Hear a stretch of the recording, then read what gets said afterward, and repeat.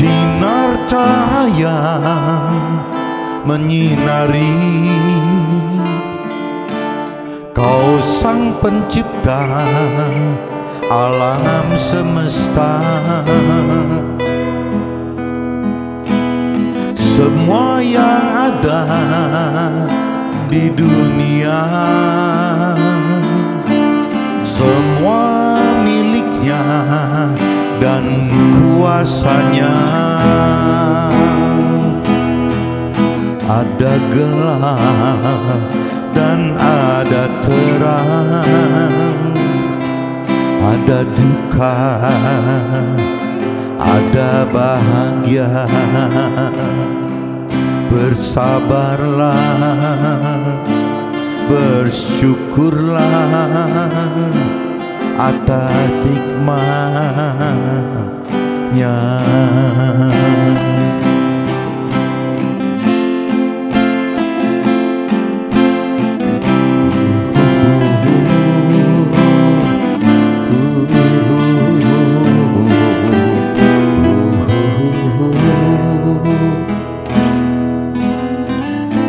Sinar cahaya menyinari, Kau sang pencipta alam semesta.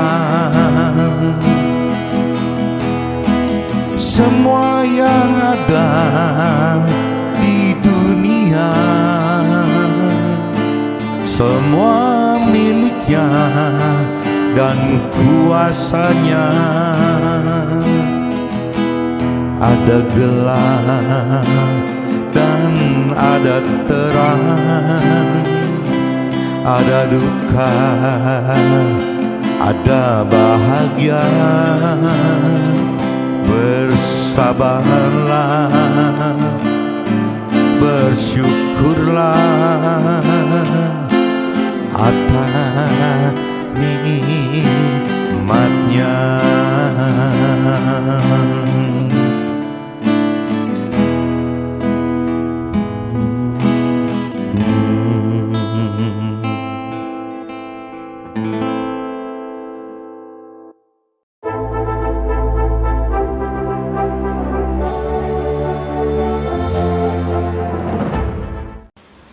Jumpa kembali di MTT Journey Inspiration of Life. Pagi ini coba saya sharingkan teman-teman dengan tema gitu, goal wanita jika tergerak menjadi alat Tuhan dalam melayani firman Tuhan gitu.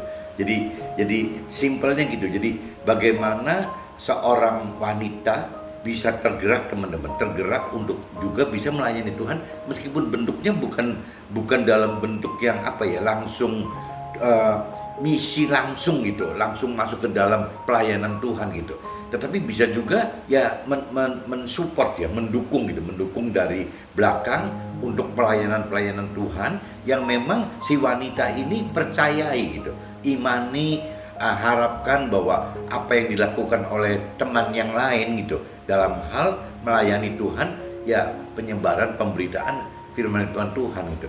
Nah ini jelas teman-teman, ini ada di kitab Lukas teman-teman, kitab Lukas pasal 8 ayatnya 1-3 teman-teman. Coba saya bacakan dulu ya, ini jadi prinsip dasarnya teman. Prinsip dasar seorang wanita ini bukan cuman tidak bisa apa-apa gitu. Jadi saya coba nanti hari ini pecahkan menjadi 3 teman-teman. Ada wanita yang memang totally sebagai ibu rumah tangga yang cuma terima setoran dari suaminya atau keluarganya saja, tapi ada juga mungkin wanita yang wanita ibu rumah tangga tapi tetap masih dibebani oleh suami dalam hal ngelola urusan masalah di dalam internal gitu. Jadi biasanya soal keuangan gitu. Nah yang ketiga itu wanita yang memang menceburkan diri sebagai wanita karir gitu. Jadi sebenarnya dari 3 posisi wanita ini bicara dari sisi pelayanan untuk Tuhan gitu, khususnya melayani firman Tuhan ya, bukan tidak bicara jadi tidak bisa apa-apa gitu. Jadi wanita yang di fungsi yang manapun juga gitu ya 1, 2, 3 tadi yang full sebagai ibu rumah tangga bisa saja teman-teman apabila tergerak untuk melayani pelayanan Tuhan itu. Yang kedua juga sama, orang yang mengelola internal di dalam usaha keluarganya gitu, suaminya lebih ke operasional, itu lebih mudah lagi gitu, karena ada faktor keterlibatan istri, peran istri terhadap suami. Jadi memberi pengertian kepada suami jauh lebih mudah, teman-teman. Nah, yang ketiganya kalau wanita karir dia lebih bebas lagi gitu ya, mensupport mau sampai seberapa jauh ya boleh-boleh aja, teman-teman. Cuman biasanya poin 1, 2, 3 ini, teman-teman, khususnya untuk wanita karir ini yang mesti lebih hati-hati, teman. Kalau priority wanita karir ini tidak benar, yang dikhawatirkan keluarganya malah berantakan, teman-teman. Jadi mau melayani Tuhan tapi di keluarga sendiri berantakan, dengan suaminya jadi berantakan, dengan anak-anaknya jadi berantakan gitu. Nah, ini yang nggak ada artinya gitu, useless. Ngapain jadi wanita karir sampai mengorbankan urusan rohaninya, mengorbankan urusan suaminya, mengorbankan urusan anak-anaknya. Ini ya benar-benar tidak berguna gitu. Nah, ini saya bacakan dulu, teman-teman. Jadi poin yang disebut di firman Tuhan gitu, perempuan-perempuan yang melayani Yesus. Nah, kalau kembali lagi saya sering katakan, kalau buat saya pribadi Yesus itu adalah firman yang hidup. Kalau bicara universal, bukan cuma dari Nasrani, saya sering ngebayangin kata Yesus itu adalah firman Tuhan, teman-teman. Karena memang Yesus itu diutus oleh Tuhan Allah itu untuk memberitakan firman Tuhan Allah gitu. Sebenarnya kan itu gitu. Jadi kalau saya universalkan judulnya gitu, perikopnya, perempuan-perempuan yang melayani firman Tuhan gitu. Gampangnya gitu, teman-teman. Kalau saya conversion ke universal. Nah, kenapa saya sering mengkonversi? Nah, teman-teman saya kan tidak murni orang Nasrani, teman-teman. Saya sebelum ikut jadi istilahnya hijrah atau apa istilahnya, saya pindah iman ya, dari iman saya yang lama ke Nasrani gitu. Nah, teman-teman saya, keluarga saya semua masih di sana kok. Mayoritas teman-teman akrab saya itu masih ada di iman yang lama gitu loh. Jadi bagaimana saya bisa mengacukan mereka? Kan tidak bisa, teman-teman. Saya mesti tetap masuk ke dalam mereka. Itu satu. Kedua, di dalam staf tim kerja saya gitu sebagai pengusaha, ya banyak sekali yang bukan Nasrani kok. Ya umumnya majority pasti Muslim gitu. Ya, semua orang-orang saya anggap saudara saya gitu. Nah, berarti saya mesti belajar bagaimana menganggap, meskipun saya sekarang Nasrani, tetap saya dengan pola pikir, kan saya tidak mau putus hubungan dengan keluarga saya yang lama, saya tidak mau putus hubungan dengan orang-orang saya gitu. Ya tetap saya mesti lakukan ini. Akhirnya saya coba konversikan secara universal, teman-teman. Nah, universal itu yang tadi saya katakan, kalau buat saya pribadi ya gampangnya gitu, bahwa Yesus itu kan diutus oleh Tuhan Allah gitu untuk memberitakan soal kebenaran. Nah, bentuknya apa? Karena tidak ada kitab suci, ya berarti kan dari mulai khotbah-khotbahnya kan, dari sharing-sharingnya si Yesus kepada semua orang gitu. Nah, tapi kalau zaman sekarang kan sudah ada kitab suci gitu. Jadi mestinya sudah ada kitab suci, bahkan yang namanya Tuhan Allah melengkapi Yesus dengan adanya Roh Kudus juga sama gitu. Kita juga sama. Berarti mestinya kita ini lebih mudah, lebih mudah kalau memang kita mau taat gitu. Kita ini lebih mudah dibanding zamannya Yesus gitu. Yesus itu setengah mati loh. Dan kita lebih mudah. Kenapa lebih mudah? Karena kita sudah punya kitab suci yang isinya firman Tuhan Allah gitu. Itu pegangan kita gitu. Nah, Tuhan Allah juga sama, sudah memberikan roh Tuhan kepada Yesus dan roh Tuhan kepada kita semua, teman-teman. Jadi apa bedanya gitu? Nah, mestinya ya kembali ketaatan kita aja, keseriusan kita untuk menjadi alat Tuhan, mau atau tidak mau. Nah, cuman pagi ini saya coba lebih fokuskan ke wanita aja dulu, teman-teman. Wanita itu karena banyak sharing dari teman-teman gitu yang mengatakan, ya saya kan ibu rumah tangga, nggak bisa apa-apa, nggak bisa menjadi alat Tuhan hidup. Selalu ngomongnya gitu. Ya nanti kalau bantu keluarganya, bantu suaminya di urusan internal gitu, ya biasanya soal keuangan akan ngomong yang sama. Ini kan punya suami saya, ini kan punya keluarga saya, jadi saya tidak bisa apa-apa, tidak bisa menjadi alat Tuhan gitu. Nah, ini yang saya bilang ini salah. Nah, apakah semua wanita akan dengan pola pikir saya kalau menjadi alat Tuhan kalau sampai jadi wanita karir? Nah, pertanyaannya apa benar gitu setelah menjadi wanita karir, ngelola keuangan sendiri, ngelola internal sendiri, ngelola eksternal operasional juga sendiri, apa iya benar gitu? Ya apa iya benar mau jadi alat Tuhan gitu? Ya ini juga tanda tanya, teman-teman. Jadi pagi ini saya coba sharingkan, rasanya nggak bisa cuma alasan apa-apa, teman. Itu kan ada di hati kita. Masalah besarnya bantuan kita sebagai alat Tuhan, Tuhan tidak pernah mengukur besarnya kok. Yang Tuhan ukur itu bukan materi besar ya, yang Tuhan ukur itu adalah niat hatinya, teman-teman. Niat hatinya bagaimana gitu.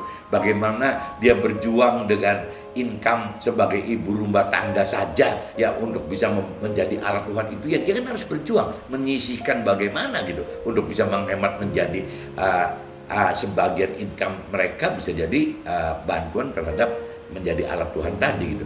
Yang kedua, bagi yang ikut ngelola gitu, itu lebih mudah lagi bagaimana ya memberikan input kepada suaminya, keluarganya untuk dikasih pengertian kan gitu, bahwa yang benar itu harus begini kan harusnya begitu gitu. Nah yang ketiga, kalau memang wanita karir harusnya lebih bebas. Cuman kalau belum ada kedewasaan rohani, akhirnya jadi salah kaprah gitu.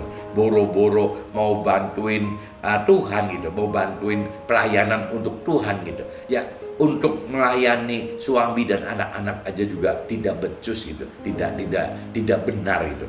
Nah ini saya coba kembali bacakan dulu teman-teman, kitab Lukas pasal 8 ayatnya 1 sampai 3 aja teman-teman, sedikit sekali gitu. Judulnya tadi perikop kalau secara universal saya artikan perempuan-perempuan yang melayani firman Tuhan gitu. Tapi kalau di perikop aslinya judulnya perempuan-perempuan yang melayani Yesus gitu. Tidak lama sesudah itu, Yesus berjalan berkeliling dari kota ke kota dan dari desa ke desa memberitakan Injil Kerajaan Allah. Ke-12 muridnya bersama-sama dengan dia. Dan juga beberapa orang perempuan yang telah disembuhkan dari roh-roh jahat atau berbagai penyakit, yaitu Maria yang disebut Magdalena yang telah dibebaskan dari 7 roh jahat gitu. Jadi si Maria nih ikut gitu. Nah ini coba kita simak yang ayat 3-nya dan Yohana istri Kusa, bendahara Herodes. Coba bayangkan, ini si Yohana istrinya Kusa gitu. Yohana istrinya Kusa, bendaharanya Herodes. Berarti kan apa ya?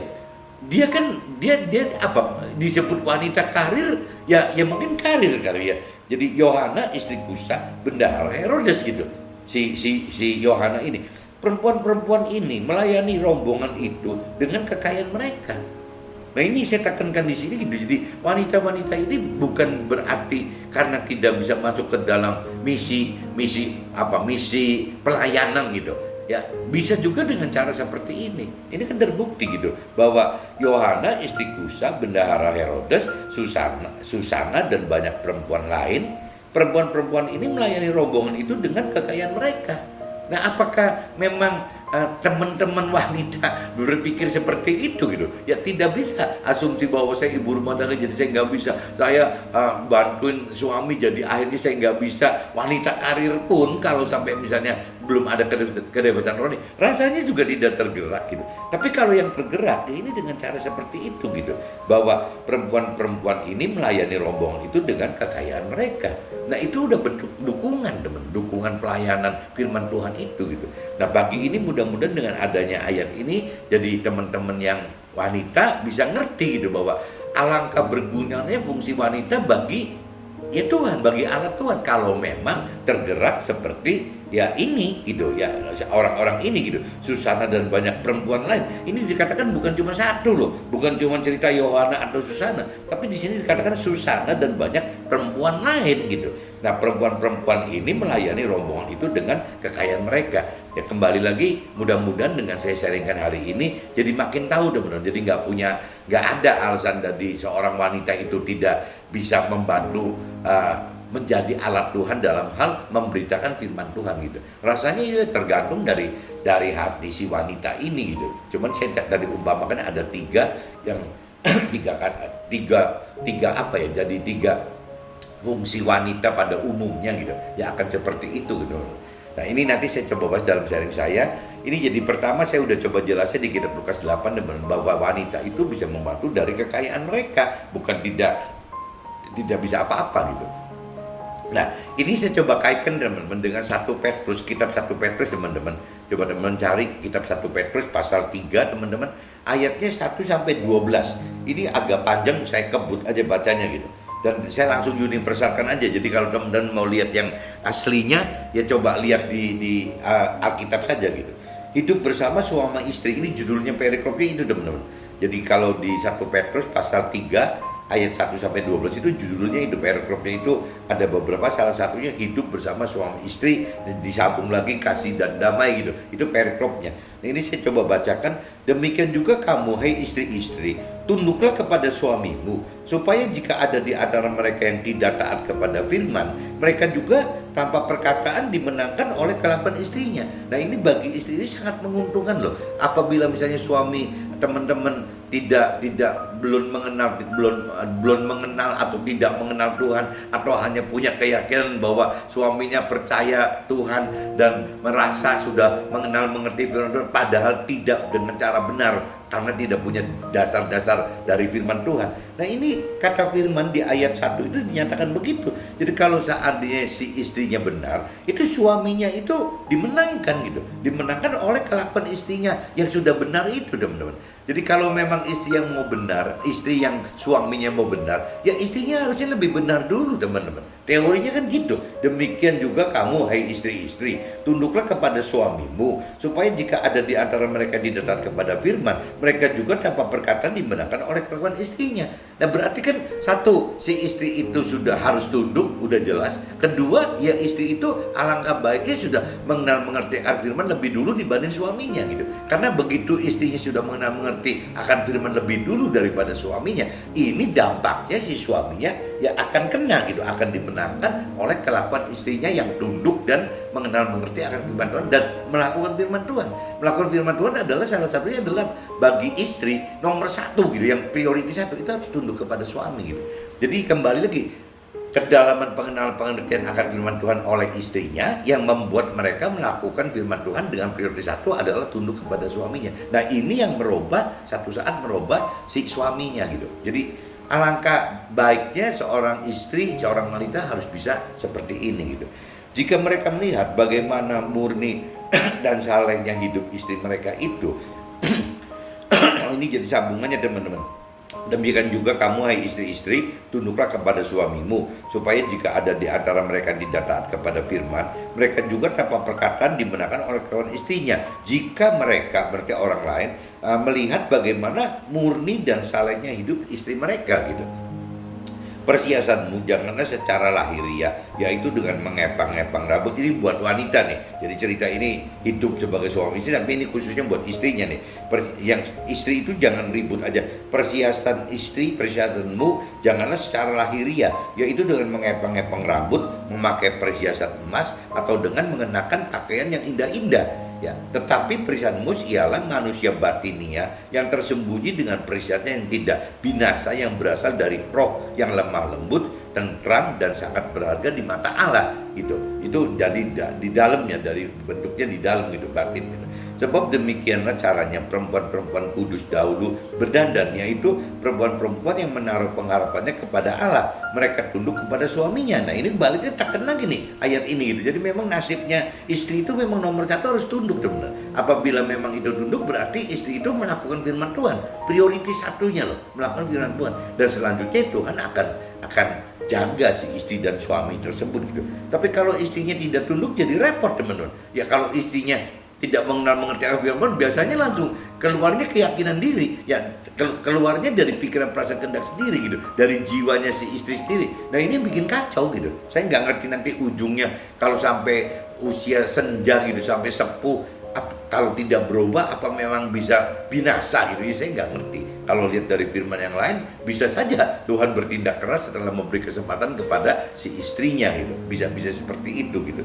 Sama seperti Sarah taat kepada Abraham dan menamai dia tuannya, dan kamu adalah anak-anaknya jika kamu berbuat baik dan tidak takut akan ancaman itu. Demikian juga kamu, hai suami-suami, hiduplah bijaksana dengan istrimu sebagai kaum yang lebih lemah. Hormatilah mereka sebagai teman pewaris dari kasih karunia, yaitu kehidupan, supaya doamu jangan terhalang. Nah, ini juga sama diingatkan di firman ini, bahwa yang namanya suami juga harus menghormati, mengasihi, bijaksana kepada istrinya, supaya doa-doa dari si suami tidak terhalang. Itu syaratnya secara rohani seperti itu, teman-teman. Nah, ini berlanjut ke paragraf berikutnya dengan kasih dan damai gitu.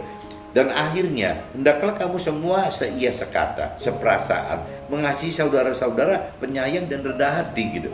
Dan janganlah membalas kejahatan dengan kejahatan, atau caci maki dengan caci maki. Tetapi sebaliknya, hendaklah kamu memberkati, karena untuk itulah kamu dipanggil, yaitu untuk memperoleh berkat. Sebab siapa yang mau mencintai hidup dan mau melihat hari-hari baik, ia harus menjaga lidahnya terhadap yang jahat dan bibirnya terhadap ucapan-ucapan yang menipu. Ia harus menjauhi yang jahat dan melakukan yang baik. Ia harus mencari perdamaian dan berusaha mendapatkannya. Jadi ia harus damai sejahtera gitu. Sebab mata Tuhan tertuju kepada orang-orang benar dan telinganya kepada permohonan mereka yang minta tolong gitu. Tetapi wajah Tuhan menentang orang-orang yang berbuat jahat. Nah, ini saya sudah bacakan teman-teman. Jadi di kitab 1 Petrus pasal 3 ayat 1-12 isinya seperti itu teman-teman. Nah, ini saya coba supaya waktunya tidak terlalu panjang, saya coba langsung masuk ke dalam apa yang saya alami teman-teman dalam hidup saya teman-teman. Jadi firman nyatakan banyak wanita yang ternyata melayani misi memberitakan firman Tuhan dengan kekayaan mereka gitu. Jadi bentuknya itu bukan langsung gitu masuk ke dalam misi pelayanan, tapi lewat kekayaan mereka. Nah, itu jelas yang tadi dikatakan di Lukas pasal 8 ayat 3 tadi gitu. Jadi seharusnya wanita yang dewasa rohani akan memiliki target hidup melayani Tuhan, baik langsung terlibat, bisa kalau yang memang ada peluang terlibat, tapi dalam misi apa terlibat itu, dan bisa juga terlibat tidak langsung, terlibat langsung maksudnya dalam misi pelayanan Tuhan, memberitakan firman Tuhan. Bisa juga cuman bentuknya tidak langsung dengan menjadi pendukung saja, cuma support aja gitu. Support apa? Support kekayaan itu gitu, support pendanaan untuk misi pelayanan itu gitu. Nah, itu apabila wanita itu memang sudah dewasa rohani, ya apabila wanita itu cerdas gitu, cerdas gitu, cerdas ya akan seperti itu teman-teman. Nah, pada umumnya wanita pada usia dewasa akan menjalani 3 fungsi dalam hidupnya. Yang saya tahu kalau saya amati dan saya juga mendengar dari beberapa sharing mentor rohani gitu, ya umumnya begitu, wanita itu dibagi ada 3 teman-teman. Jadi ada sebagai ibu rumah tangga 100%, ya jadi cuma terima income dari si suami, satu paket sebulan segini nih, bisa seperti itu, bisa gitu. Nah, sebagai ibu rumah tangga yang kelola keuangan di internal dan suami sebagai eksternalnya di operasionalnya, itu juga bisa gitu. Ada yang kelompok 2 seperti ini dan ada yang kelompok 3 teman-teman, sebagai ibu rumah tangga yang sekaligus kelola keuangan dan operasional. Nah, yang kategori 3 ini ya berarti kan orang wanita karir teman-teman. Ya, wanita karir gitu. Jadi lepas itu masih single atau sudah nikah gitu, atau sudah punya anak atau belum punya anak, dia tetap kenanya kategori wanita karir teman. Nah, jadi pada umumnya wanita itu kalau saya pelajari itu ada 3 di fungsi ini gitu. Jadi bisa ibu rumah tangga 100%, bisa juga ibu rumah tangga yang bantu urusan internal suaminya, suami di operasional, tapi bisa juga sebagai ibu rumah tangga atau sebelum nikah juga bisa single gitu ya, atau udah punya anak-anak juga bisa gitu ya, mengelola keuangan di internalnya dan juga sekaligus mengelola eksternal di operasionalnya gitu. Itu ada teman. Jadi prinsipnya kita bagi 3 seperti ini gitu. Dalam 3 fungsi tersebut sebenarnya wanita minimal dapat menjadi pendukung untuk pelayanan, khususnya melayani dalam hal kebutuhan dana misi pelayanan Tuhan gitu. Jadi sebenarnya yang tadi dikatakan dari awal teman, bahwa nggak ada alasan si wanita baik yang kategori 1, 2, 3 ini tidak bisa melayani Tuhan. Bisa saja kalau memang kita kembali ke ya kitab Lukas pasal 8 ayat 1-3 itu gitu. Ya itu yang tadi di Lukas, khususnya di Lukas ayat 3-nya teman, pasal kitab Lukas pasal 8 ayat 3. Itu kan bicara kekayaan mereka. Bentuk kekayaan daripada si ibu-ibu ini gitu. Ya ini yang bisa menjadi support secara tidak langsung ke dalam misi pelayanan Tuhan tadi. Bagaimana menjadi alat Tuhan dalam hal melayani, memberitakan firman Tuhan gitu. Jadi teman-teman yang wanita coba dipertimbangkan, dipelajari gitu. Jadi bukan berarti Anda itu cukup pasif, ada tergantung suami, tidak bisa gitu. Karena urusan Tuhan itu udah bukan cerita suami atau istri. Ya urusan Tuhan ya urusannya pribadi, niat hati kita bagaimana gitu. Adapun gedenya kekayaan yang kita akan dukung, perbantukan untuk pelayanan memberitakan firman, itu kan relatif. Kembali lagi, Tuhan kan nggak pernah menilai jumlah uang bergede atau kecil gitu. Kayak cerita yang ada yang janda yang miskin sekali, yang cuman kalau nggak salah sumbang 2 sen gitu. Ya itu aja buat kata Tuhan, kata firman Tuhan katakan bahwa itu yang terbesar gitu sumbangan itu. Padahal cuma 2 sen loh. 2 sen satu duit dua apa gitu loh. Nah itu aja dianggap besar sekali oleh Tuhan gitu. 2 sen itu besar, satu duit 2 sen gitu. Itu gede sekali dibanding dengan orang-orang kaya yang nyumbangnya mungkin berjuta-juta kali gitu, beratus-ratus ribu, berjuta-juta. Ya saya nggak ngerti, tapi yang jelas Tuhan tidak pernah menilai bantuan ke Tuhan itu dengan ukuran materi dunia gitu. Yang Tuhan atur itu kan dari hati kita. Ya kita mau beri berapa? Ya itu bukan materi yang dilihat, tapi besarnya hati kita gitu. Ya niatan kita untuk bantu Tuhan, membantu pelayan Tuhan itu seberapa gede gitu. Ya Tuhan cuma pengen tahu itu saja gitu. Dan ujung-ujungnya juga bukan Tuhan butuh uang kita gitu. Ya uang si wanita itu. Ya Tuhan pengen justru bagaimana dengan niat hati kita atau wanita tadi, ibu rumah tangga tadi gitu. Justru dari niat hati itu akan menjadi berkat, teman-teman. Ya berkat baik rohani maupun lahiriahnya gitu, bisa dikompensasi ke situ gitu. Karena Tuhan nggak butuh apa-apa kan. Tuhan mau apapun juga bisa sendiri, tidak perlu harus kita-kitanya. Cuman kita itu dilibatkan karena untuk kita mendapat pahala untuk diri kita sendiri, bukan untuk Tuhan. Pahala berkat-berkat berupa berkat-berkat jasmani atau rohani itu ya akhirnya di kita sendiri gitu, bukan untuk Tuhannya gitu. Nah, dari 3 fungsi wanita tersebut, yang paling efektif sekaligus paling beresiko untuk mendukung pelayanan Tuhan ya ialah jika wanita sebagai ibu rumah tangga dan pengelola keuangan serta pengelola operasional sekaligus. Oleh karena fungsi wanita seperti ini gitu. Ya istilahnya dari sisi rohani lebih terbebani banyak dibanding pria. Jadi dan pengelola keuangan serta operasional. Oleh karena fungsi wanita dari sisi rohani lebih terbebani banyak dibanding pria. Maksudnya jadi kalau cerita wanita yang aktif gitu ngelola internal ataupun eksternal usaha itu bebannya lebih banyak teman-teman daripada seorang pria atau seorang suami gitu. Ya karena yang tadi dikatakan kalau suami itu sudah wajar-wajar aja dia fungsi di eksternal di luar. Tapi kalau seandainya ada seorang wanita atau ibu rumah tangga pengen aktif di karir gitu, total sebagai wanita karir, ya boleh-boleh saja. Tapi kan lebih berat teman-teman. Konsekuensinya, resikonya si wanita ini, si ibu rumah tangga ini udah mikir belum gitu bahwa wanita dari sisi rohani diharapkan harus mampu gitu prioritaskan hidup sebagai berikut yang belum tentu suami atau pria bisa loh. Jadi satu ya seorang wanita atau seorang ibu rumah tangga itu nomor 1 teman-teman, udah nggak bisa ditawar. Nomor 1, poin 1 itu harus menjadi penolong suami dulu gitu. Jadi dia pengen apapun juga, dia itu pengen ibu rumah tangga 100%, dia itu pengen 50-50 ya bantu ngelola di internal tapi suaminya di eksternal gitu. Ya atau yang wanita karir atau ibu rumah tangga karir total pun gitu. Ya itu tetap prioritinya kalau bicara secara rohani nomor 1 itu menjadi penolong suami gitu. Nggak bisa nawar. Ya nggak bisa karena kesibukan mereka jadi suami nggak ditolong gitu. Nah ini jadi kacau. Tolong soal apa ya? Tolong dalam segala macam gitu. Ya baik tubuhnya, baik jiwanya, baik rohnya gitu. Yang jadi penolong itu syaratnya nomor 1 itu teman. Kedua, ya bisa nggak seorang ibu rumah tangga atau seorang wanita itu menjadi penuntun anak-anaknya untuk mencari Tuhan gitu. Itu nomor 2, itu nggak bisa ditawar teman. Jadi bagaimana menjadi penolong suami itu nomor 1. Nomor 2 menjadi penuntun anak-anak kepada ya untuk pegang Tuhan hidupnya gitu.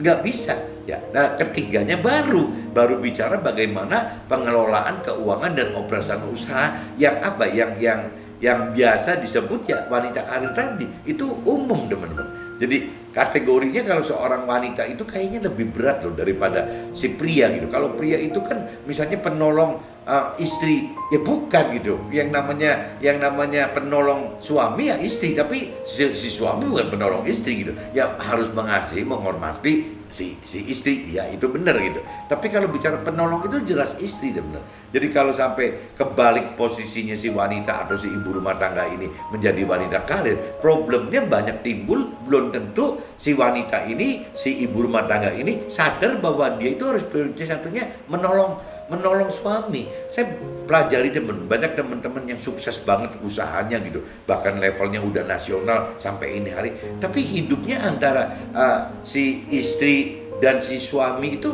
nggak ada apa-apanya, itu kayak kayak ya mungkin sukses duniawinya dapat gitu, tapi kalau bicara dari damai sejahtera dari si istrinya, ini suaminya udah meninggal kan, damai sejahtera dari istrinya nggak ada, sampai sudah umur hampir 80 mungkin sekarang gitu, kayaknya hidupnya ya gitu, cuman ya gemerlapan, hartanya gemerlapan, kelihatan apa kedudukannya hebat gitu, tapi kalau lihat dari hidupnya ya vakum sebenarnya, ya gitu-gitu dan gitu. Nah mungkin saya ngerasakan banyak selebriti juga atau orang-orang kaya yang bunuh diri karena ini teman-teman, karena nggak dapat apa-apa gitu, meskipun harta tahtanya nyanding gitu, tersedia, tapi tidak mendapatkan damai sejahtera apa-apa. Sukacita itu kan makin habis teman, makin tua kan kita makin digrogoti gitu, tubuh kita sudah tidak bisa maksimal nempatin sukacita, jiwa kita karena tubuh kita udah lemah, jiwa kita juga jadi akhirnya tidak bisa selepas waktu masih muda gitu. Nah sedangkan dari sisi roh nggak nguasain, tidak dihidupan, ya akhirnya makin hidupnya makin merana gitu, bukan makin dapatkan damai sejahtera atau sukacita, tapi makin merana, makin tua makin merana gitu. Nah ini kan sayang, kasihan teman-teman, apabila kita fungsinya itu. Dan ini khususnya pagi ini saya kupasnya soal wanita gitu, soal ibu rumah tangga yang di karir gitu. Jadi ya harus seperti itu. Jadi harus menjadi prioritinya kalau menjadi wanita karir atau ibu rumah tangga yang di karir, yaitu kalau dari sisi rohani nomor 1 jangan lupa itu jadi penolong suami, nomor 2 jangan lupa juga jadi penuntun anak-anak untuk mencari Tuhan gitu. Nah yang nomor 3-nya baru mengelola keuangan dan operasional usaha, itu boleh-boleh aja kalau poin 1-2-nya bisa diberesin dulu gitu teman-teman. Nah jika seorang tidak dewasa, maksudnya seorang wanita ya tidak dewasa atau kurang atau tidak mampu menjadi wanita karir gitu, dalam arti kata wanita karir yang benar gitu. Kalau cerita wanita karir yang tidak benar ya bisa sukses teman-teman. Ya kalau memang ditargetkan adalah kesuksesan duniawi nomor 1. Tapi kalau bicara hari ini kan bicara wanita atau ibu rumah tangga karir yang benar adalah orang yang harus bisa memwujudkan tadi gitu. Maka prioritas hidup akan terbalik, atau fungsi sebagai penolong suami dan penuntun anak-anak kepada Tuhan itu ya dinomor satukan. Apabila tidak dinomor satukan, maka akan menyebabkan si wanita atau ibu rumah tangga ini jadi gagal teman-teman. Jadi gagal oleh karena wanita ini tidak alami, yaitu karena tidak mengalami keniscayaan rohani, dalam arti kata karena wanita atau ibu rumah tangga itu tidak mengimbangi sukses duniawi, sukses karir itu dengan kedalaman pengenalan pengertian firman Tuhan, ya tidak mendalami, tidak menghidupkan roh Tuhan untuk mendapatkan pengertian firman yang benar, ya tidak menghidupkan roh Tuhan untuk bareng-bareng melakukan firman Tuhan gitu.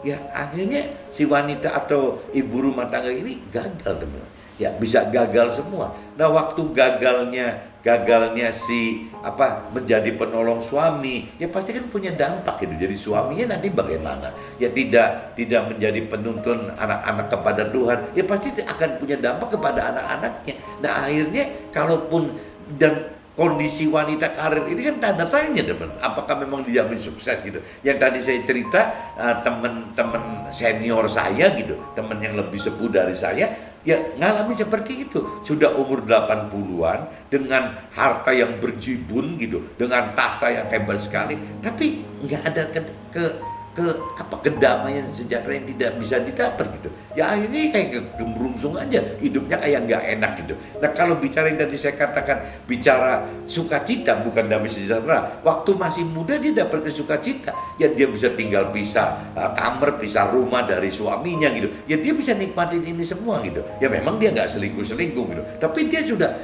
tapi semakin tua teman, makin nggak bisa gitu. Kenapa dia nggak bisa dapat sukacita? Karena tubuhnya sudah makin menua. Beda sekali waktu dia masih muda, 30 sampai ke misalnya 60, mungkin masih bisa nikmatin. Begitu 60 ke 70 mulai berdampak, 70 ke 80 mulai berdampak lagi. Bahkan kalau bicara firman Tuhan, 80 katanya sudah game over, sudah meninggal gitu. Kalaupun belum meninggal, ada umur 120 tahun maksimal manusia gitu. Ya secara tubuh sudah lemah teman. Bagaimana bisa menikmati sukacita dari tubuh gitu, karena udah nggak bisa dukung, padahal harta tahtanya banyak gitu. Itu satu. Kedua, dari jiwa juga sama teman. Ya dari jiwa itu jadi akhirnya makin tua makin nelongso gitu. Kenapa? Karena si sukacita dari tubuh ini makin berkurang. Ya tadinya sukacitanya banyak yang bisa diperbuat oleh tubuh gitu. Nah sekarang berkurang, ya otomatis kan jiwanya juga sukacita kan lahir karena jiwa gitu, karena pikiran perasaan kehendaknya si jiwa. Nah ini berkurang teman. Nah waktu sukacita ini meredup gitu, baik tubuh maupun jiwa, seharusnya kan kalau orang yang dekat dengan Tuhan, hidup benar dengan Tuhan, ini kan sukacita ini kan harus berganti menjadi damai sejahtera teman. Jadi kalau kita udah bicara damai sejahtera, kita sudah tidak peduli akan harta, tidak peduli akan tahta gitu, udah nggak ada teman. Nggak peduli akan nafsu-nafsu pemenuhan nafsu duniawi gitu, udah nggak ada. Itu namanya damai sejahtera. Jadi damai sejahtera itu satu level jauh di atas si sukacita. Kalau sukacita, kalau buat saya pribadi, areanya masih kurang lebih di area jiwa teman-teman. Jiwa gitu, bahkan saya khawatir jiwa lebih lari ke tubuh gitu. Tapi kalau bicara damai sejahtera itu adalah dari area roh gitu. Area roh itu yang bisa mempengaruhi jiwa dan tubuh. Ini pengertian saya teman-teman, gak tahu mentor yang lain nyebut begini nggak. Tapi kalau buat saya pribadi seperti itu teman-teman. Jadi yang Tuhan mau itu bukan cuma sukacita, ya bagaimana caranya kita mencapai damai sejahtera. Untuk mencapai damai sejahtera butuh sukacita saat melakukan firman Tuhan, maksud Tuhan gitu loh. Jadi melakukan firman Tuhan itu harus dengan penuh sukacita sampai nanti masuk ke dalam damai sejahtera. Nah waktu sudah mendapatkan damai sejahtera, ya sukacita itu nggak ada artinya teman. Yang diuber itu damai sejahtera. Nah ini yang bisa bertahan sampai ke alam akhirat kekal nantinya gitu. Jadi mudah-mudahan pagi ini teman-teman, khususnya sharing di kitab Lukas 8 ayat 1 sampai 3, mudah-mudahan teman-teman yang wanita atau ibu-ibu rumah tangga tahu bahwa tuh ada firman seperti itu loh. Dan khususnya di kitab Lukas 8 ayat 3 teman-teman, yang isinya gitu. Ya apa sih, jadi seharusnya wanita yang dewasa rohani akan memiliki target hidup melayani Tuhan, baik langsung terlibat dalam misi atau terlibat tidak langsung dengan menjadi ya pendukung saja, ya pendukung soal pendanaan pelayanan ini gitu. Mudah-mudahan bisa ditangkap teman. Oke, see you, bye bye.